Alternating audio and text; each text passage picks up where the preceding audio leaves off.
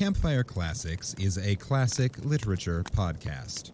However, your hosts will occasionally use not-so-classy language and immature humor to describe very mature situations. As such, listener discretion is advised. Hi, I'm Ken Sandberg. And I'm Emily Bosco. Welcome to Campfire Classics, where we try to read those books that look really good on your shelf. And inevitably, ridiculousness ensues.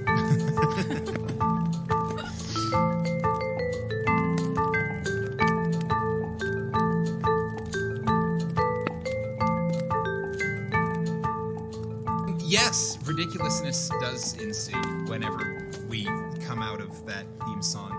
Bloop, bloop, bloop, bloop. Hi, listeners. Eagle-eyed listeners, eagle-eyed listeners, that doesn't make any sense. Eared. Eagle-eared? Mm-hmm. Do eagles have good ears? You know, I don't know. I think they might be like flat on their head for aerodynamics, but maybe they are quite good. What's an animal that has good ears? Elephant? Elephant-eared listeners may go. have noticed.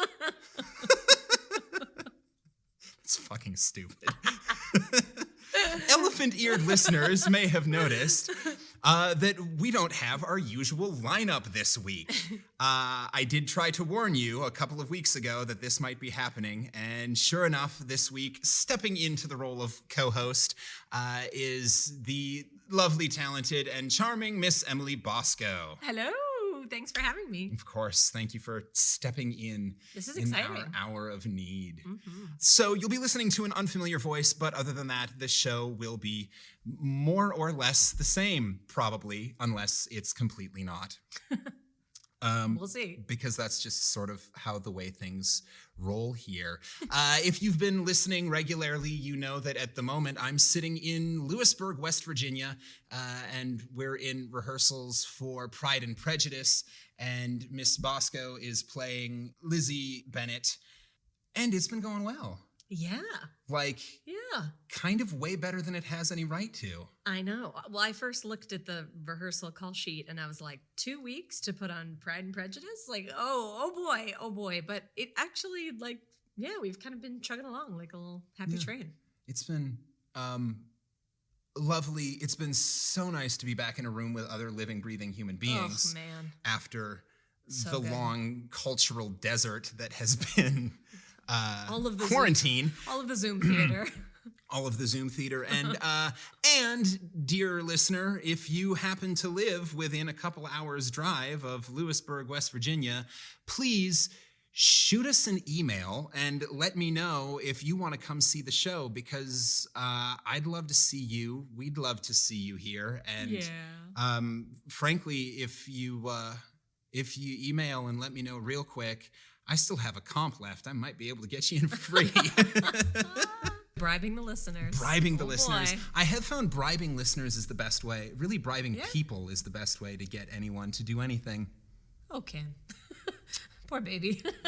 What, is that not true? Do you not? It just sounds like you buy friends. Do you not have to pay your friends to hang out with you? Is that not? Have I been doing this wrong somehow? No, you're doing great. Okay, good. I was on the verge of feeling very embarrassed. So we are recording this in the now empty and echoey rehearsal room that we've been putting the show up in. So quite apart from different voices, if the whole thing just sounds a little screwy, I'm doing the best I can, but I'm editing on the road. Leave me alone. My life is hard. He's booked and blessed. Booked and blessed. Too bad. Fingers crossed this trend Continues. will continue. For our first-time listeners, this is not, in fact, just a sit-around and chat about theater podcast. This is a literature podcast. Well, it's a comedy podcast. Well, it tries to be a comedy podcast, masquerading as a literature podcast, or as we sometimes call it, an edutainment podcast. What we do is read short stories by classic authors of yesteryear, usually in the public domain, because nobody likes to get sued by living authors. We read them sight unseen, and we make fun of all the accidental penis jokes. Basically what it comes down to. Love it. But first, there's the edu part of the edutainment where we read out some fun facts. So Yay. How about we get to doing what it is we do?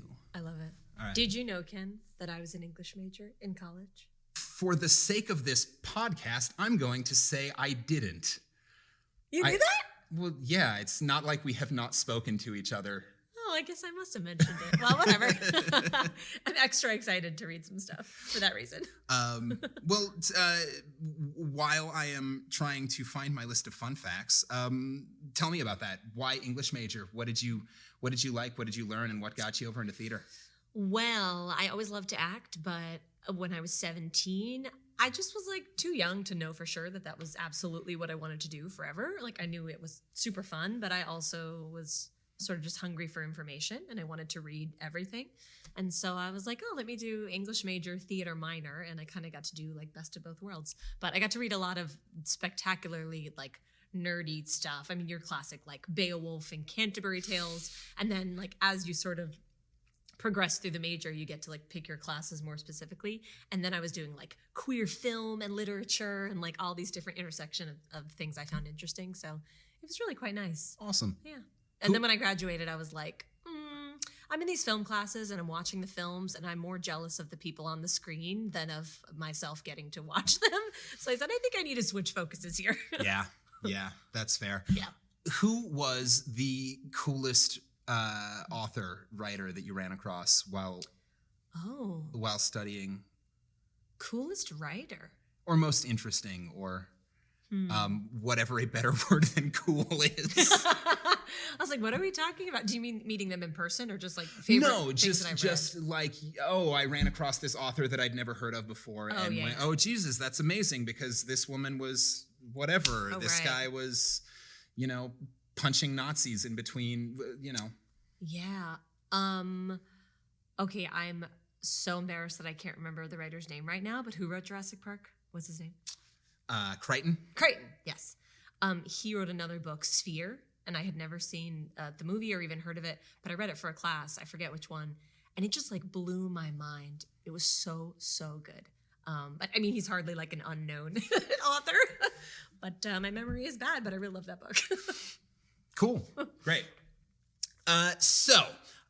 This week, I really wanted to find a short story for you to read by Jane Austen because it felt super thematically appropriate. Yay! Unfortunately, she primarily wrote novels, and the shorts that she did write were either very short, like 500 words or less, way too long for this format, a series of fictionalized letters that, while amusing, were just sort of not really going to fit how we did things, or just super odd, like super odd. She does have a short piece. It would have been a little short for this anyway, but it ended up being published under the name The First Act of a Comedy. It was written when she was very young, like teenager, like 14, 15, very, very young. Okay.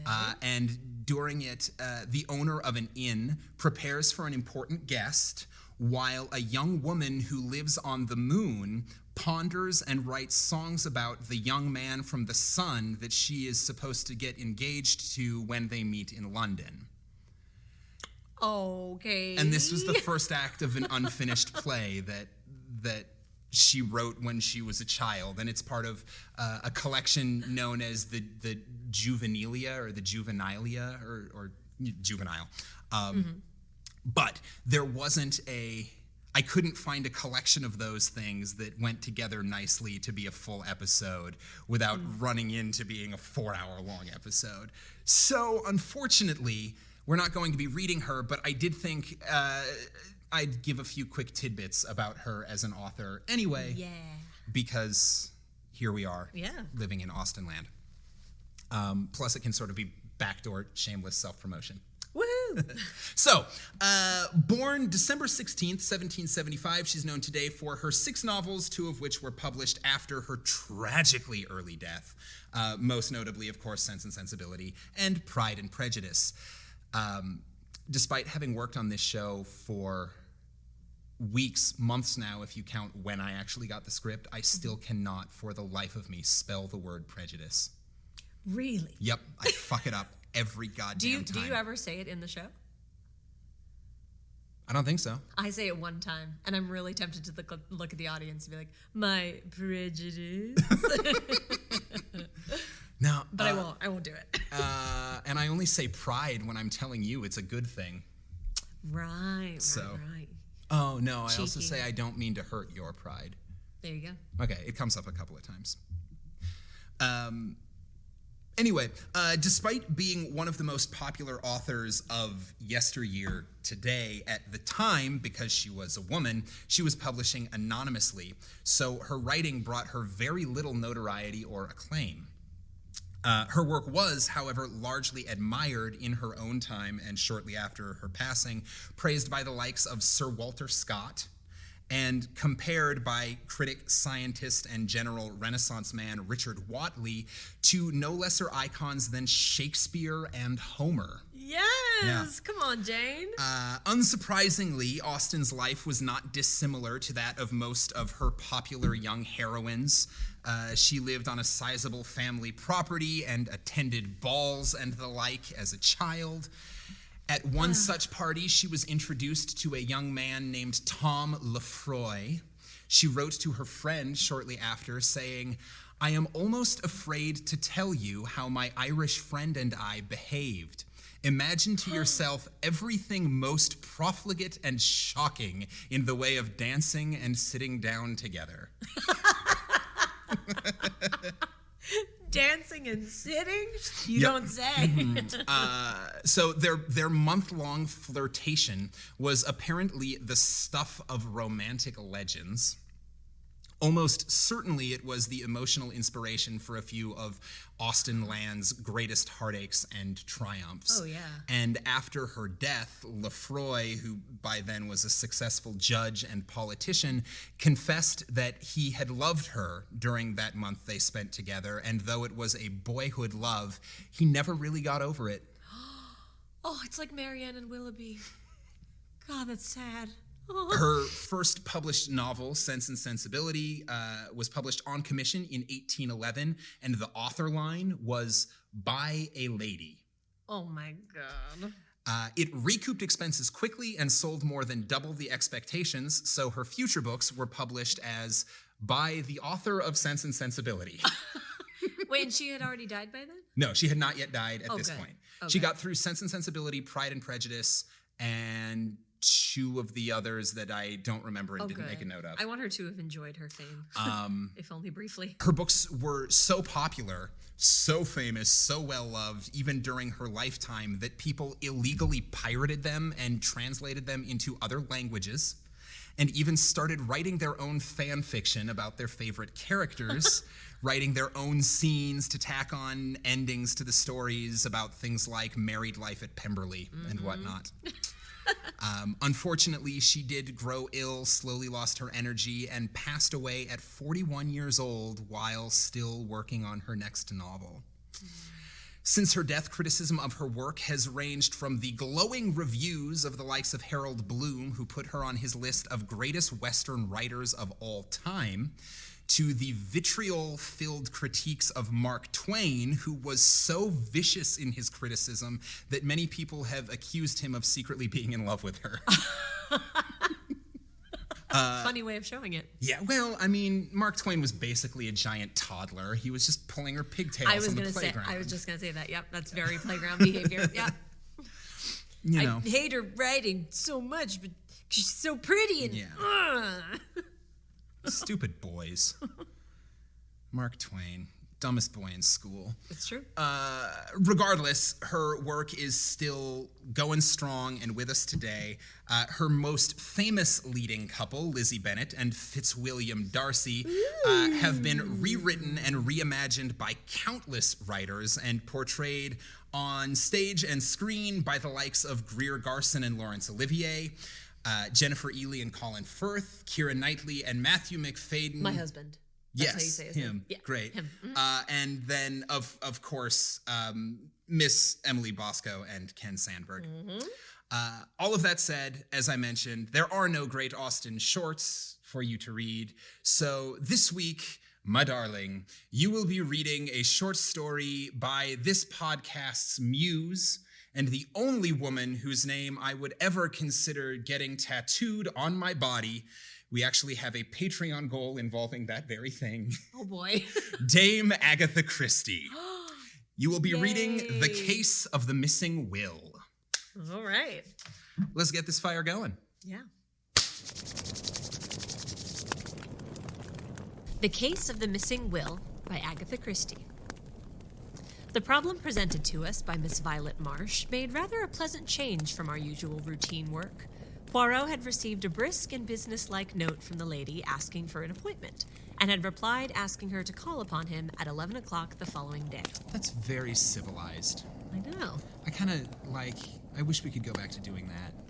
Like leaving messages and calling on people. There's just Yeah. something very classy about that. It's true. Brisk and businesslike. I would like all my interactions to be that way. Brisk and businesslike. Is it possible to do that in a text? I think texting is primarily brisk and businesslike, true. unless it's full of the little poop emoji. You up, period.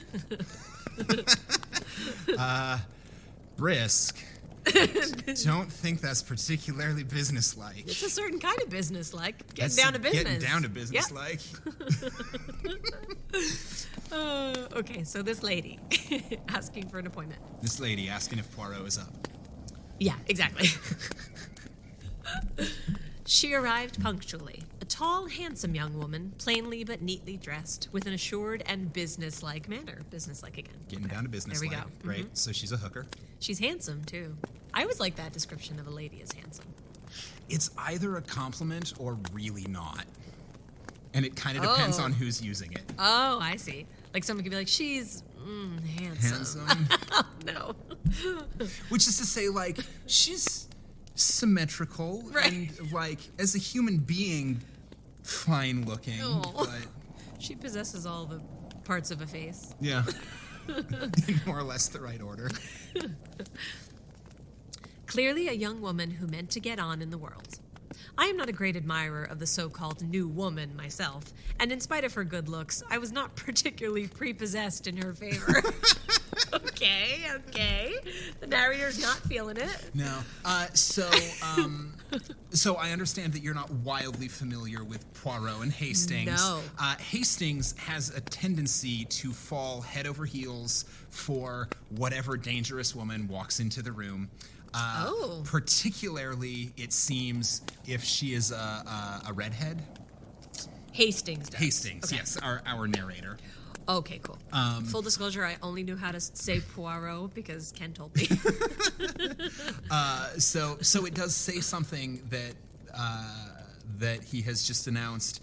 Yeah, she's cute, but I wasn't feeling it. I don't love it. Yeah, okay, great. Got it. My business is of a somewhat unusual nature, Monsieur Poirot, she began, after she had accepted a chair. I had better begin at the beginning and tell you the whole story. If you please, mademoiselle. I am an orphan. My father was one of two brothers, sons of a small yeoman farmer in Devonshire. Yeoman? Yeoman? Okay. Don't know. Yep. I have seen this word before. I do not remember how to pronounce it. Yeoman. A man holding and cultivating a small land estate. A freeholder. So he's a farmer. Great. Okay.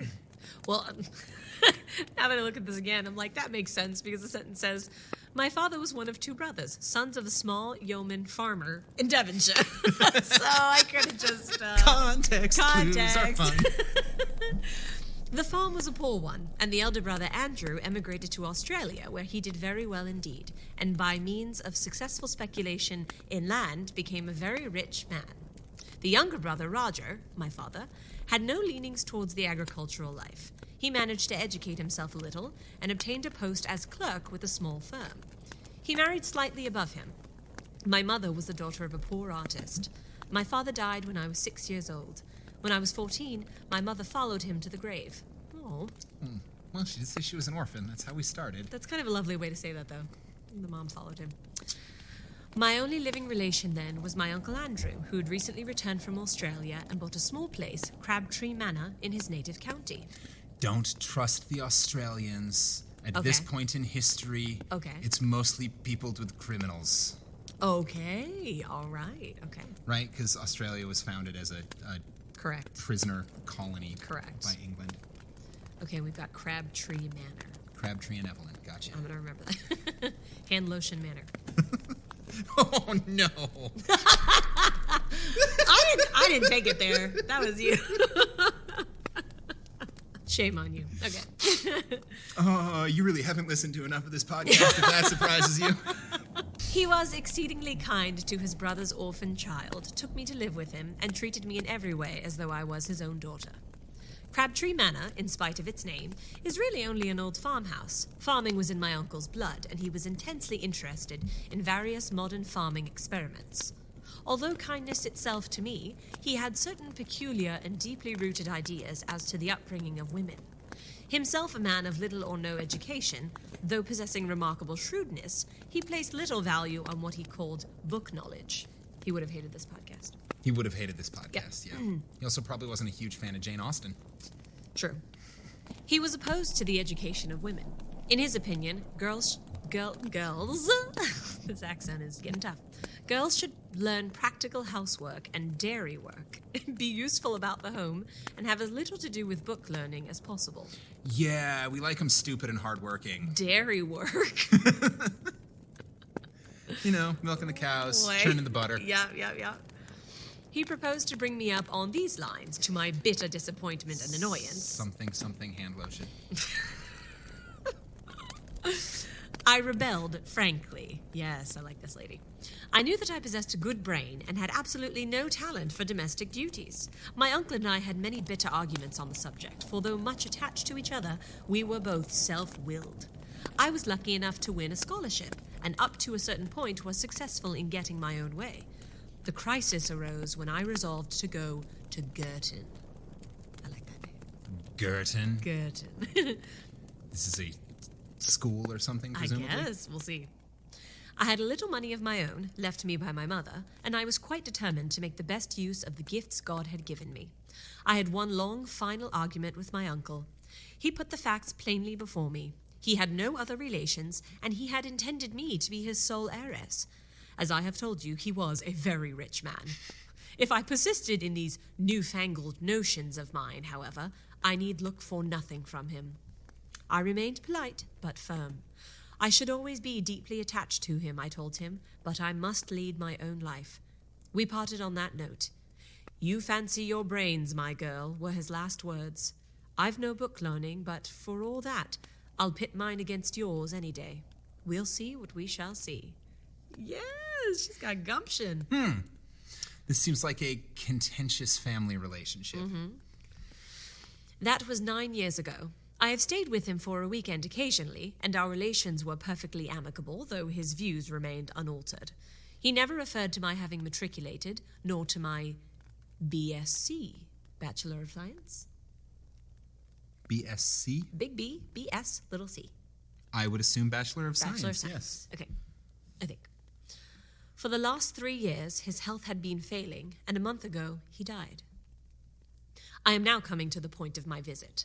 My uncle left a most extraordinary will. By its terms, Crabtree Manor and its contents are to be at my disposal for a year from his death, during which time my clever niece may prove her wits, the actual words run.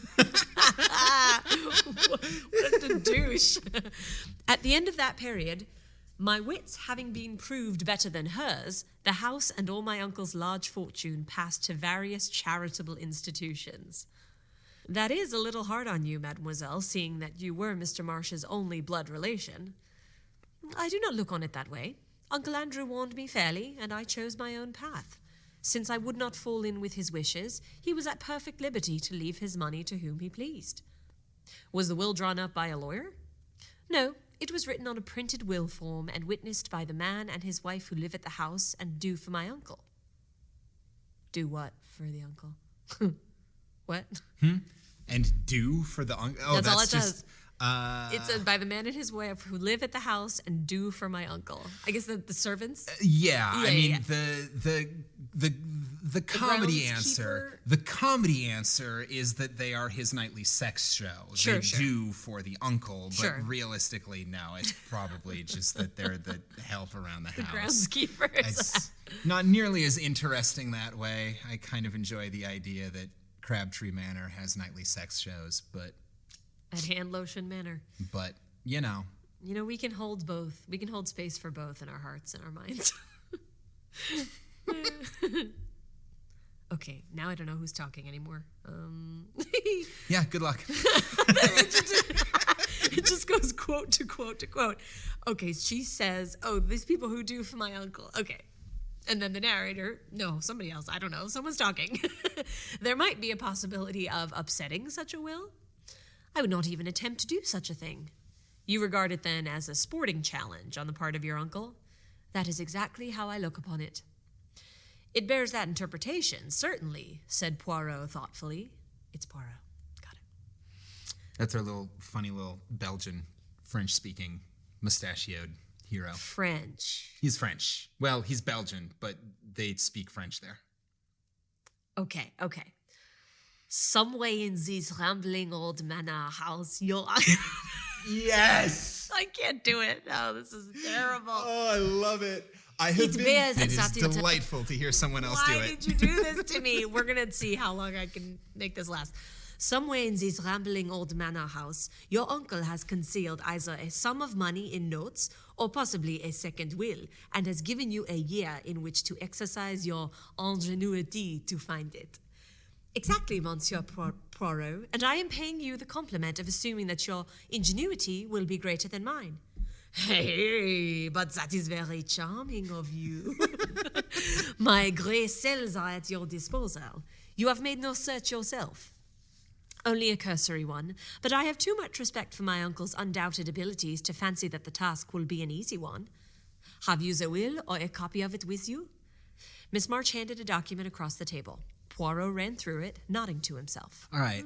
I like this setup that it's I died and now I'm going to make everyone who wants my shit jump through a bunch of hoops and play games. Yep. Solve puzzles, break out of this escape room if they want to inherit. And the clock is ticking because if you don't, I know it's all going to go to charity. It's so cruel. Well, it's one of my major contentions with the Harry Potter books is that Dumbledore is this wonderful man, but he also leaves all this shit and all these puzzles for Harry to work through when he's already gone. And it's you couldn't have just laid it out simply. Just been yo, Harry, guess what? You're a Horcrux. Here's the facts. Here's everything I know. No, he made him go through all this stuff. Well, and in that case, especially bad because you're not dealing with the inheritance of a manor. Right. You're dealing with the world. Literally the fate of the world. The life or death of humanity. Yep. Dumbledore was a dick. Well, it's hard for me to agree with that, but in some ways. But I love Dumby. Anyway, okay, this is different. But I'm getting those vibes here. Made 3 years ago, dated March 25th, and the time is given also, 11 a.m. That is very suggestive. It narrows down the field of search. Assuredly, it is another will we have to seek for. A will made even half an hour later would upset this. Ah, bien, mademoiselle. It is a problem charming and ingenious that you have presented to me here. This is so hard. I shall have all the pleasure in the world in solving it for you. Granted that your uncle was a man of ability, his grey cells cannot have been of the quality of Hercule Poirot. Hercule? Hercule? Yes! Poirot. Oui, très bien. Vraiment. Really, Poirot's vanity is blatant, says the narrator. Yeah, Hastings has opinions about his buddy. Really? I'm okay, Hastings, shady. And there's an exclamation point, too. Really, Poirot's vanity is blatant. I say. Fortunately, I have nothing of moment on hand at the minute. Hastings and I will go down to Crabtree Manor tonight. The man and his wife who attended on your uncle are still there, I presume. Yes, the name is Baker. The following morning saw us started on the hunt proper. We had arrived late the night before. Mr. and Mrs. Baker, having received a telegram from Miss Marsh, were expecting us. They were a pleasant couple, the man gnarled and pink-cheeked, like a shriveled Pippin. A Pippin! And his wife, a woman of vast proportion and true Devonshire calm. So he's a shriveled little bean, and she's gigantic. She's is enormous. what we're getting. Okay, great. I'm Wow. picturing the Thénardiers. Me too. But I hope they are. Me too. But he said they were kind. Yeah, So yeah, the Thénardiers. Pleasant and pink-cheeked. Yeah. Tired with our journey and the 8-mile drive from the station, we had retired at once to bed after a supper of roast chicken, apple pie, and Devonshire cream. It's one of my favorite Sounds things so good. that they do. That does sound delicious. One of my favorite things that they do in all of these stories is whenever they go anywhere, they arrive, they get food shoved in their faces, and then they go to bed. Oh, yeah. And they just chill. That sounds like my family. Unless it's a story about a haunting, in which case they get food shoved in their faces, they go to bed, and then like 2 hours later they get woken up by something, dripping on their forehead or knocking on the window or whatever. Devonshire cream. We had now disposed of an excellent breakfast and were sitting in a small paneled room, which had been the late Mr. Marsh's study and living room. A roll-top desk stuffed with papers, all neatly docketed, stood against the wall, and a big leather armchair showed plainly that it had been its owner's constant resting place. Does that mean it has, like, butt prints in it? Yes. Okay, great. It means you can see his butt prints in the chair. Okay, great. Probably elbow prints in the arms. Oh, yeah. A big chintz-covered settee ran along the opposite wall, and the deep, low window seats were covered with the same faded chintz of an old-fashioned pattern. "Oh, bien, mon ami," said Poirot, lighting one of his tiny cigarettes. "We must map out our plan of campaign. Already I have made a rough survey of the house, but I am of the opinion that any clue will be found in this room. We shall have to go through the documents in the desk with meticulous care. Naturally, I do not expect to find the will amongst them, but it is likely that some apparently innocent paper may conceal the clue to its hiding place. But first, we must have a little information. Ring the bell, I pray of you." I did so. While we were waiting for it to be answered, Poirot walked up and down, looking about him approvingly. "A man of method, this Mr. Marsh. See how neatly the packets of paper are docketed? Then the key to each drawer has its ivory label. So has the key of the china cabinet on the wall, and see with what precision the china within is arranged. It rejoices the heart. Nothing here offends the eye." Uncle's got OCD. Yeah, seriously. That's true. Like real bad. Yep. He's got label makers for everything. The precision. Yep. Probably does the... But it's rejoicing Poirot's heart. How cute. Poirot also has a little bit of OCD. Yeah, I was going to say, he seems particular. He seems pretty particular. He's a little finicky. Yeah. He came to an abrupt pause as his eye was caught by the key of the desk itself, to which a dirty envelope was affixed. Poirot frowned at it and withdrew it from the lock. On it were scribbled the words, "Key of roll top desk," in a crabbed handwriting, quite unlike the neat superscriptions on the other keys. I wonder if that's important. "An alien note," said Poirot, frowning. "I could swear that here we have no longer the personality of Mr. Marsh. But who else has been in the house? Only Miss Marsh, and she, if I mistake not, is also a young lady of method and order." Baker came in and... What? Oh, Baker came in answer to the bell. Who's Baker? Baker is one of the two people who live in the house and do for her uncle. Shriveled guy. Okay, great. Yes, shriveled guy. Shriveled guy. Shriveled guy with plump wife is Got Baker. it. Okay, what does he sound like? "Will you fetch Madame your wife and answer a few questions?" Baker departed. I don't know who said that. That might have been Poirot. Take two. Probably Poirot. Take two. "Will you fetch Madame your wife and answer a few questions?" Am I doing good? I love it. This is great. No, accents have a long and glorious history on this show of spiraling and train wrecking. Yeah. And I have to confess, I'm kind of disappointed that you have done neither. Wow. Well, I'm proud of myself, but it's going to happen. It's going to happen. I'm doing my best. Okay, and I am so sorry to anyone actually French listening to this. Please, forget you ever heard this, ever. Okay. I'm being forced. Okay. "Will you fetch Madame your wife and answer a few questions. Baker departed, and in a few moments returned with Mrs. Baker, wiping her hands on her apron and beaming all over her face. In a few clear words, Poirot set forth the object of his mission. The Bakers were immediately sympathetic. "Us don't want to see Miss Violet done out of what's hers," declared the woman. "Cruel hard 'twould be for hospitals to get it all." Why is Mrs. Baker like an old Southern nanny? Oh no, we don't want her to get out of her what she's owed. I ran out of voices, but now I'm committing to it. Okay. Does that make Mr. Baker Foghorn Leghorn? Well, I do declare. Okay.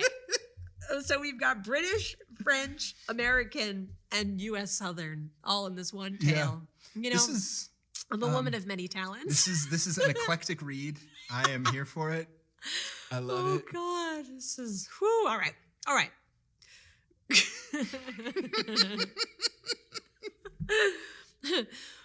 Poirot proceeded with his questions. Yes, Mr. and Mrs. Baker remembered perfectly witnessing the will. Baker had previously been sent into the neighboring town to get 2 printed will forms. 2? Said Poirot sharply. Yes, sir, for safety like, I suppose, in case he should spoil one. And sure enough, so he did do. Do again. Us had signed one. What time of day was that? Baker scratched his head, but his wife was quicker. Why, to be sure, I just put the milk on for the cocoa at 11. Don't you remember? It had all boiled over on the stove when us got back to the kitchen. Oh, this is amazing. And afterward, 'twould be about an hour later, us had to go in again. I've made a mistake, said old master. Had to tear the whole thing up. I'll trouble you to sign again. And us did. Oh, God. It's like the old Southern nanny and some 49er prospector. Yep. Just got plopped down in the middle of this French story. Wherever in England this manor house is. Yep, I'm sticking with it. I wonder what region in England this was attempting to be written for. Well, and also the way she's talking, she's saying us had to go in again instead of we, and then but then she's saying things like twould be a mistake. Yeah. So I'm like, maybe she's supposed to be Cockney.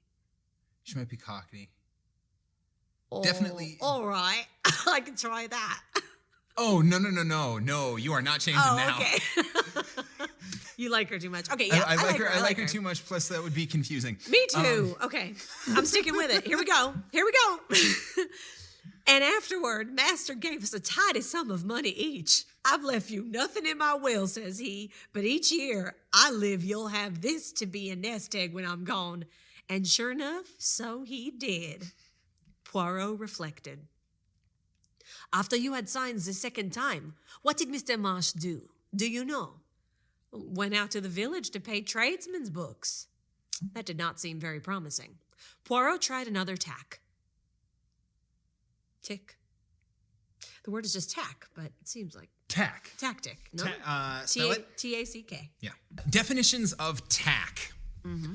A small, sharp, broad-headed nail. Yep. Probably not that. No, that. I'm guessing he did not try to drive a nail into the person he's questioning. Yep. A long stitch used to fasten fabrics together temporarily prior to permanent sewing. He was probably not stitching these people together. Verb, fasten or affix, or from sailing, to change course by turning the boat's head into and through the wind. So to take a different tack is to change course try a different direction. Yeah. Wow, interesting. Okay. See, this is why this is educational. Yeah, it was cool. On top of stupid and full of dirty words and penis jokes. There hasn't been too much dirty in here yet. Not yet. I'm still waiting for Hastings to ejaculate. Oh, boy. It's his favorite thing to do. Wow. I'm going to be very disappointed if he doesn't at some point in this story ejaculate. I think he's not alone in that. That did not seem very promising. Poirot tried another tack. He held out the key of the desk. "Is that your master's writing?" I may have imagined it, but I fancied that a moment or two elapsed before Baker replied, "Yes, sir, it is." He's lying, I thought, but why? "Has your master let the house? Have there been any strangers in it during the last 3 years?" "No, sir." "No visitors?" "Only Miss Violet." "No strangers of any kind been inside this room?" "No, sir." "You forget the workmen, Jim," his wife reminded him. Workmen? Workmen? Poirot wheeled around on her. "What workmen?" The woman explained that about 2.5 years ago, workmen had been in the house to do certain repairs. She was quite vague as to what the repairs were. Her view seemed to be that the whole thing was a fad of her master's and quite unnecessary. Part of the time the workmen had been in the study, but what they had done there she could not say, as her master had not let either of them into the room whilst the work was in progress. Unfortunately, they could not remember the name of the firm employed, beyond the fact that it was a Plymouth one. "We progress, Hastings," said Poirot, rubbing his hands as the Bakers left the room. "Clearly he made a second will and then had workmen from Plymouth in to make a suitable hiding place. Instead of wasting time taking up the floor and tapping the walls, we will go to Plymouth." With a little trouble, we were able to get the information we wanted. Instead of looking in the room where I think it is, we're going to travel across the country. Yep. Because that's less trouble? Well, taking up the floor and tapping the wall, he's going to destroy a whole room. I think I'd rather hop on a carriage. Yeah. Just go I'm somewhere. Just saying, it's not really less work. I think he just wants to take a trip. He's just feeling a little bit itchy for travel. So he's like, "Oh, Hastings, we go." I do enjoy the train. Yes. I like their food, and I enjoy sleeping. Exactly. Hastings, I feel lazy. And it's all a tax write-off. Yeah, there you go. Or something. And maybe there will be a murder on the Orient Express on the way. If they are taking the Orient Express to get to another part of England... Oh, yeah. They have... I didn't really think about the name of the train. Okay. Really missed. Geographically speaking, they've gone a little... off Men never want to course. ask for directions. They need to change tack. Oh, God. With a little trouble, we were able to get the information we wanted. After 1 or 2 essays, we found the firm employed by Mr. Marsh. Their employees had all been with them many years, and it was easy to find the 2 men who had worked under Mrs. Marsh. Mrs. Marsh? Mr. Mrs. Marsh? Mrs. Marsh. It was easy to find the 2 men who had worked under Mr. Marsh's orders. They remembered the job perfectly. Among various other minor jobs, they had taken up one of the bricks in the old-fashioned fireplace, made a cavity beneath, and so cut the brick that it was impossible to see the join. By pressing on the second brick from the end, the whole thing was raised. It had been quite a complicated piece of work, and the old gentleman had been very fussy about it. Our informant was a man called Cogan, a big, gaunt man with a grizzled mustache. He seemed an intelligent fellow. We returned to Crabtree Manor in high spirits, and locking the study door, proceeded to put our newly acquired knowledge into effect. It was impossible to see any sign on the bricks, but when we pressed in the manner indicated, a deep cavity was at once disclosed. Chug chug. Eagerly, Poirot plunged in his hand.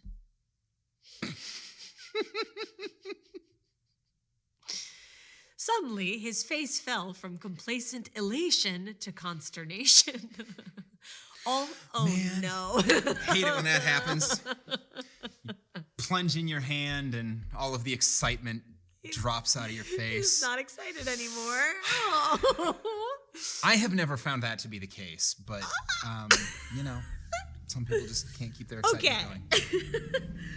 Told you need to listen to more of this show. I do. All he held was a charred fragment of stiff paper, but for it, the cavity was empty.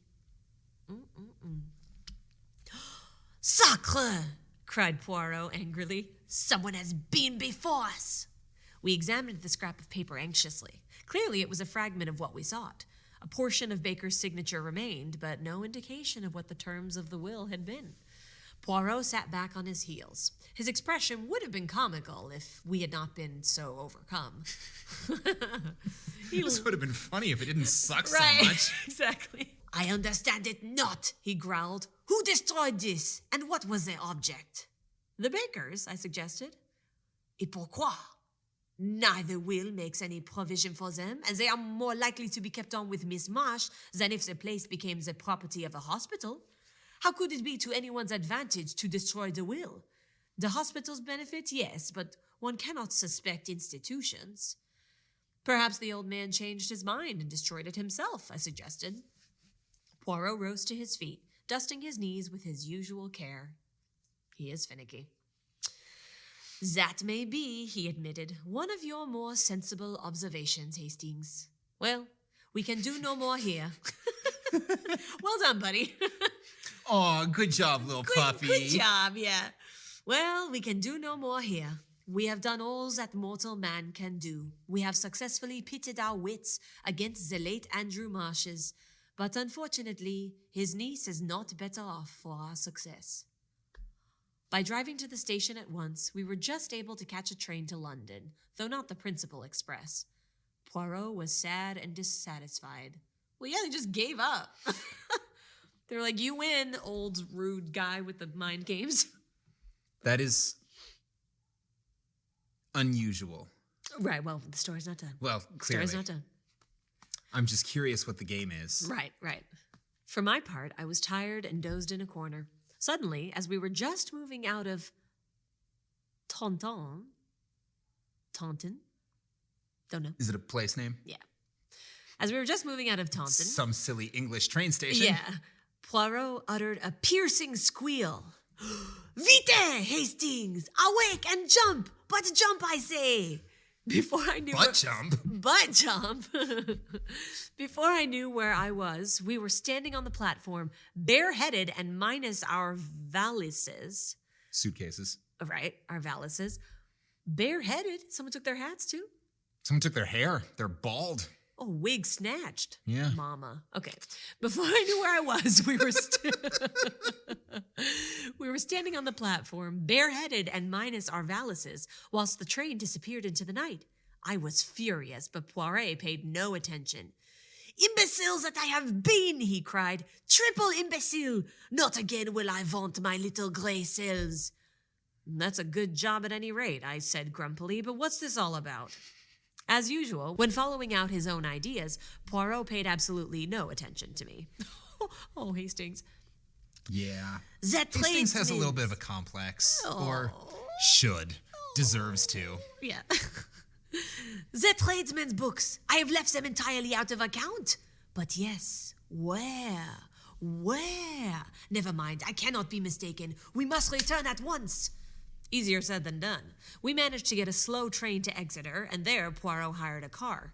We arrived back at Crabtree Manor in the small hours of the morning. I pass over the bewilderment of the Bakers when we had at last aroused them. Paying no attention to anybody, Poirot strode at once to the study. I have been not a triple imbecile, but 36 times one, my friend, he deigned to remark. That is super specific, dude. He multiplied it by 12. Why 36 imbeciles? I don't know. Now, behold. Going straight to the desk, he drew out the key and detached the envelope from it. I stared at him stupidly. It's good to be that self-aware. I know, I like the modesty. I stared at him stupidly. How could he possibly hope to find a big will form in that tiny envelope? With great care, he cut open the envelope, laying it out flat. Then he lighted the fire and held the plain inside surface of the envelope to the flame. In a few minutes, faint characters began to appear. Invisible ink. Look, mon ami, cried Poirot in triumph. I looked. There were just a few lines of faint writing stating briefly that he left everything to his niece, Violet Marsh. It was dated March 25th, 12:30 p.m., and witnessed by Albert Pike, confectioner, and Jessie Pike, married woman. That's her occupation. Yeah, it is a full-time job. Yep.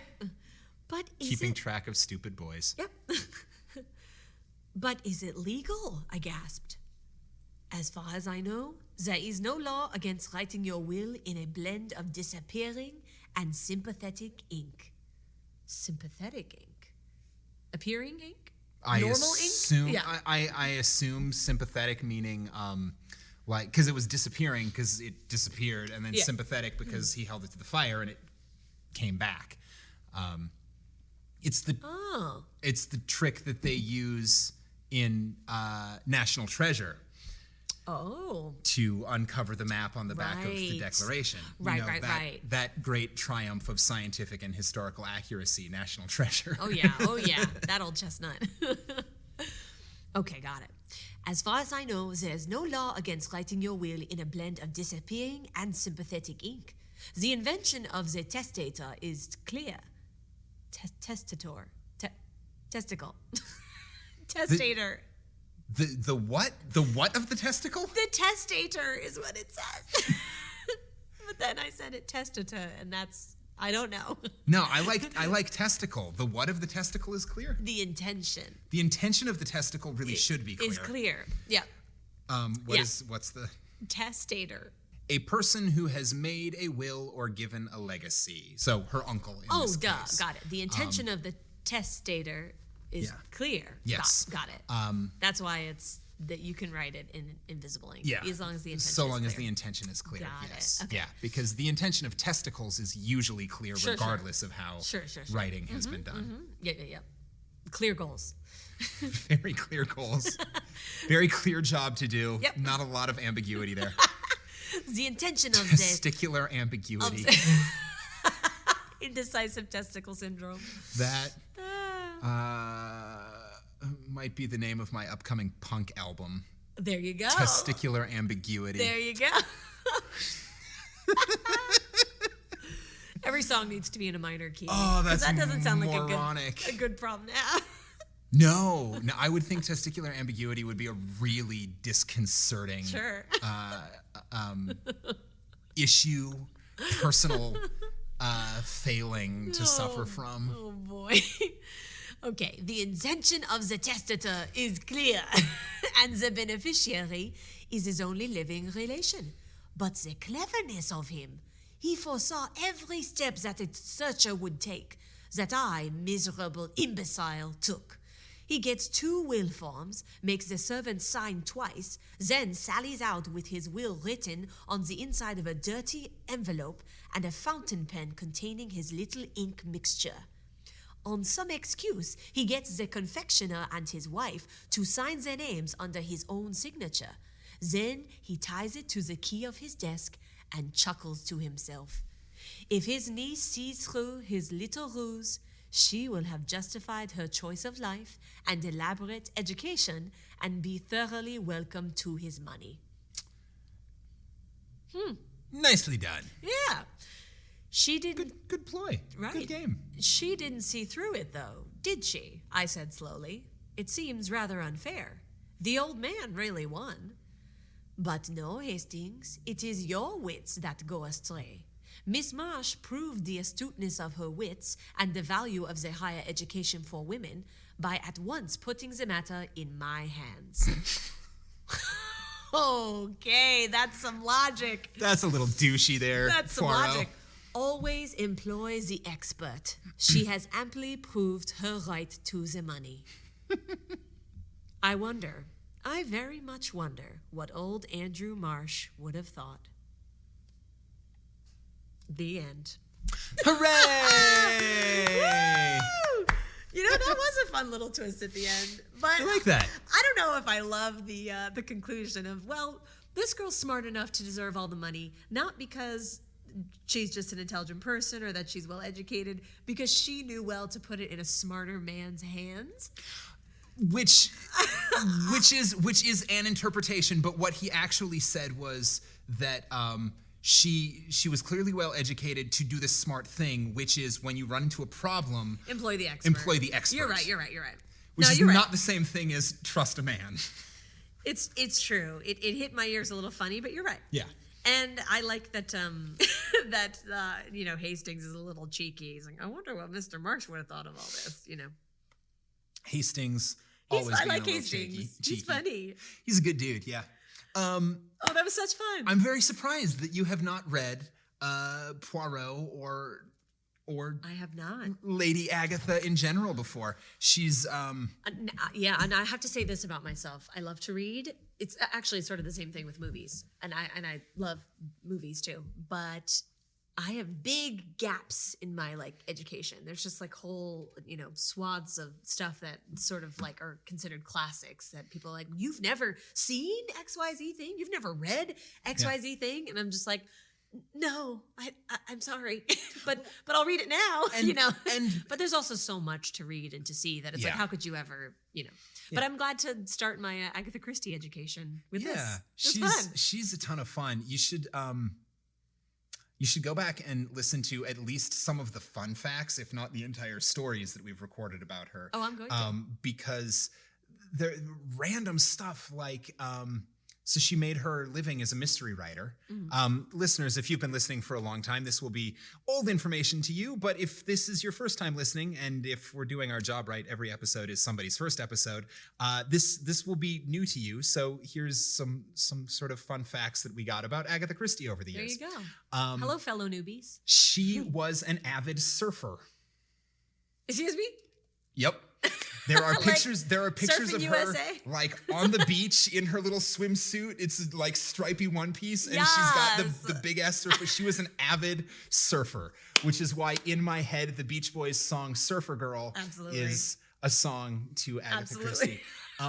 She also mysteriously went missing for I don't remember the exact time frame, but for several days. She was already developing a bit of a following as being a mystery writer. She was getting well liked, but it was fairly early in her career.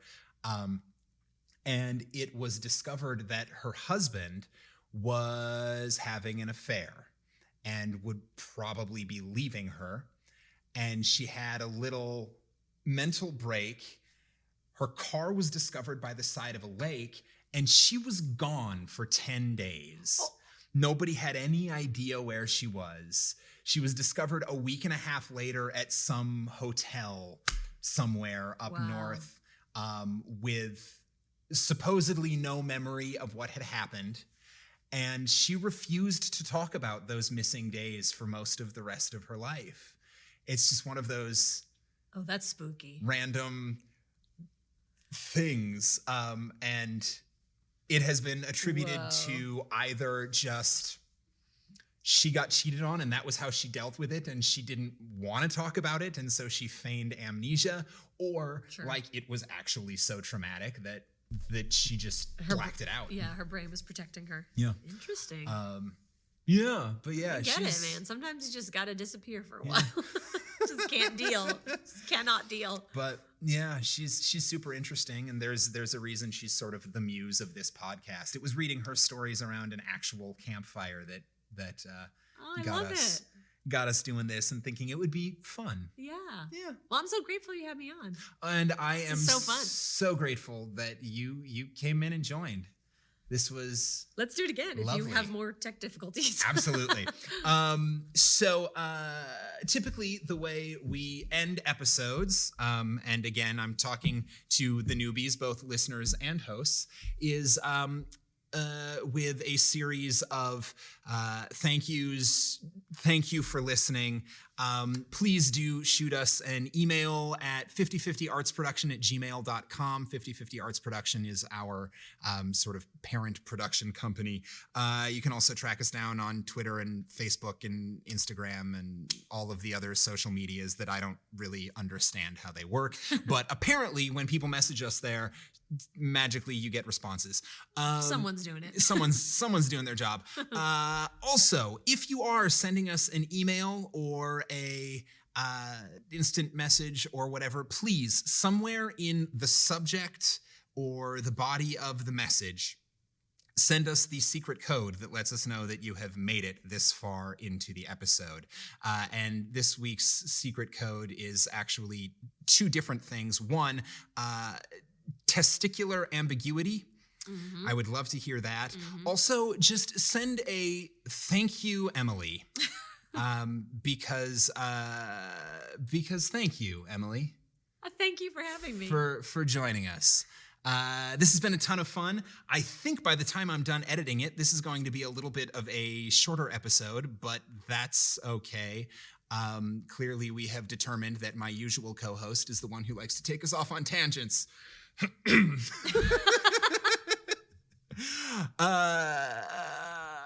So I stayed on task. So you stayed on task. Yes. Well done.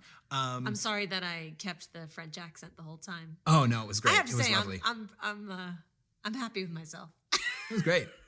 Did my best. In case anyone wants to track you down or figure out what you're doing in life, where can they find you? Yes. You can find me on Instagram at mbosc, EMBOSC. Or my website is emilybosco.com. That's about it.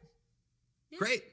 So links to Emily's pages and whatnot will be in the little description of this episode, and I'll probably post them up on the Campfire Classics website as well. I think that's it for this week. So thank you very much for listening, and until next week, this has been Campfire Classics, where we try to read those books that look really good on your shelf.